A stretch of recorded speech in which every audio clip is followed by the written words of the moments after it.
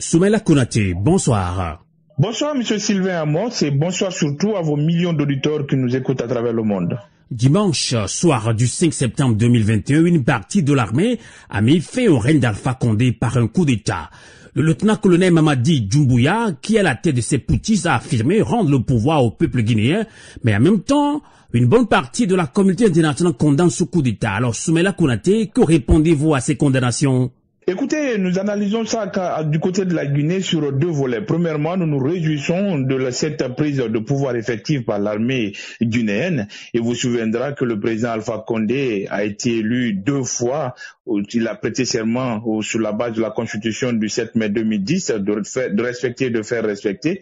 Et en 2015, il a décidé de violer cette disposition en s'octroyant un 3e mandat en 2020. Il y a eu des manifestations dans le pays qui se sont soldées avec 285 Guinéens froidement assassinés.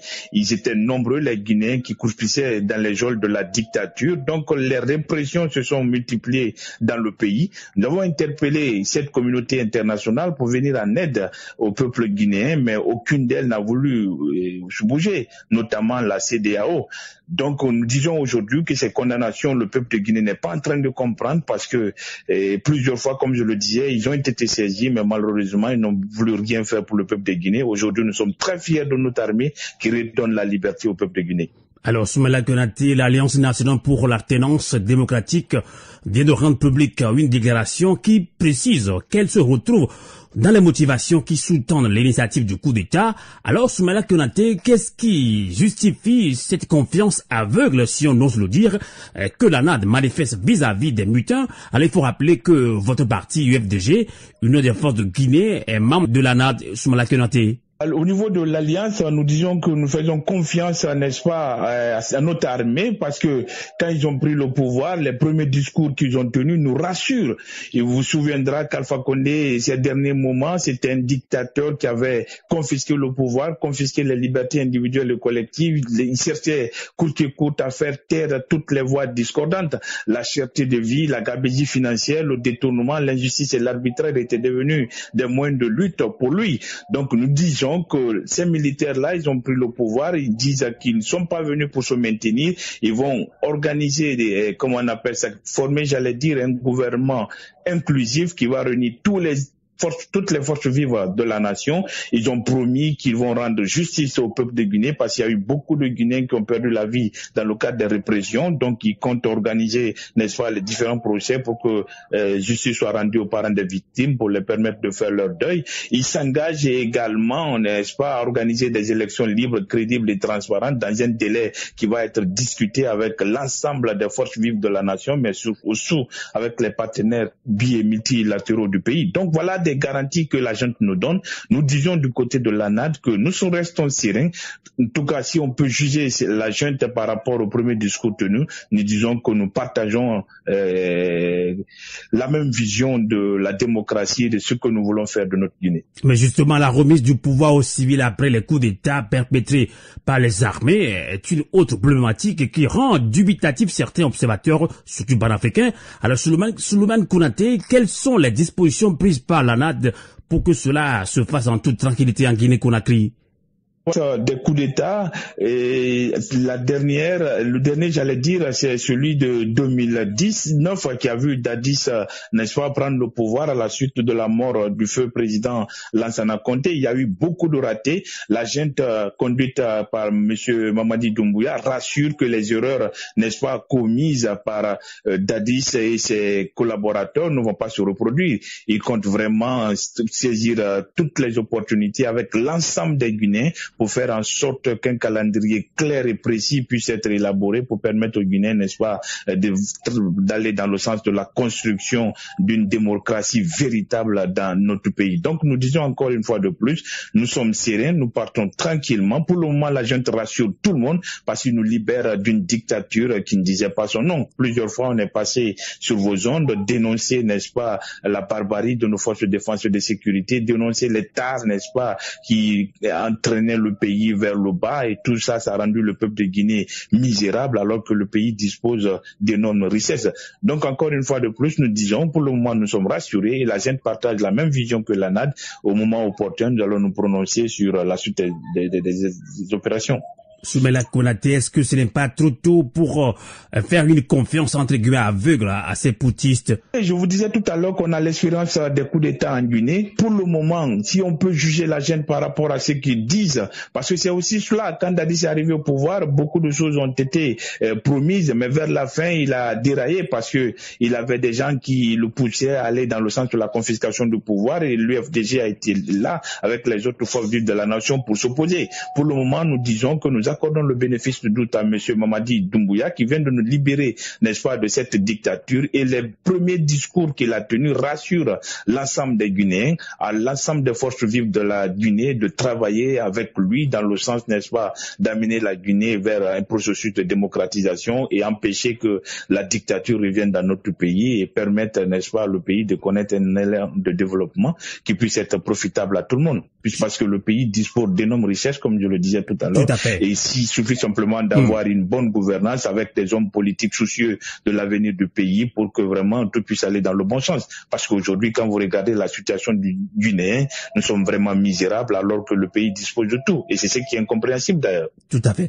Alors justement, après ce coup d'État en Guinée-Conakry, le colonel Mamadi Doumbouya affirme également qu'il n'y aura pas il ne fera pas de la chasse aux sorcières. Alors comment appréciez-vous cette action du colonel Mamadi Doumbouya?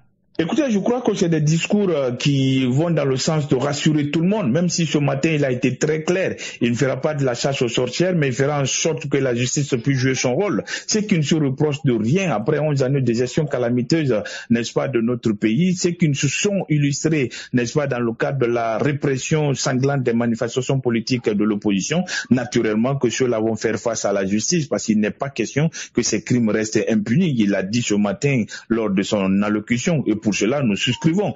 Maintenant, nous ne disons pas que tout est mauvais. Il y a parmi eux des gens qui ont été républicains du début jusqu'à la fin. Naturellement que ceux-là ne se reprochent de rien, ils doivent s'inquiéter de rien. Par contre, ceux qui se sont illustrés dans des cas de violation grave des libertés et des droits humains, nous serons là vigilants avec toutes les forces vives de la nation pour faire en sorte qu'ils soient traqués, arrêtés et jugés par nos cours et tribunaux pour qu'ils répondent de leurs actes. Parce que c'est en agissant ainsi qu'on va dissuader d'autres à agir de la sorte.